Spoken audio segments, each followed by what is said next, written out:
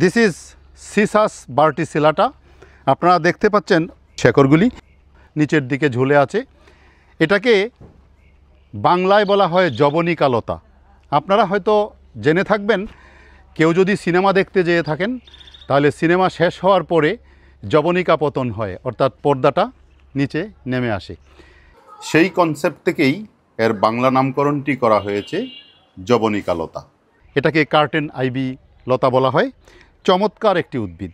বিশেষ করে এই লতা যদি কোনো একটা অবলম্বনের উপর, মাচার উপর রোপণ করে দেওয়া হয়, উঠিয়ে দেওয়া হয়, তখন এই লতাগুলি নিচের দিকে ঝুলে, এর শেকড়গুলি ঝুলে একটা চমৎকার দৃষ্টিনন্দন অবস্থার সৃষ্টি করে।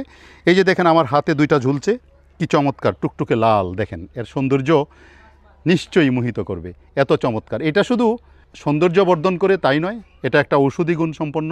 এই লতার নির্যাস এবং পত্র নির্যাসে প্রচুর পরিমাণে অ্যান্টিঅক্সিডেন্ট থাকে। অ্যান্টিঅক্সিডেন্ট মানবদেহের জন্য অত্যন্ত গুরুত্বপূর্ণ একটি উপাদান।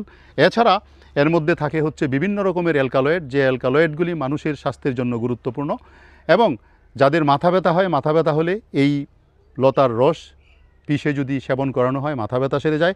এবং যদি চর্মরোগ হয়, চর্মরোগের জন্য ব্যবহৃত হয়। সব মিলিয়ে যেমন সৌন্দর্য দানকারী, ঠিক তেমনি ঔষধি গুণ সম্পন্ন একটি লতা হচ্ছে জবনিকা লতা।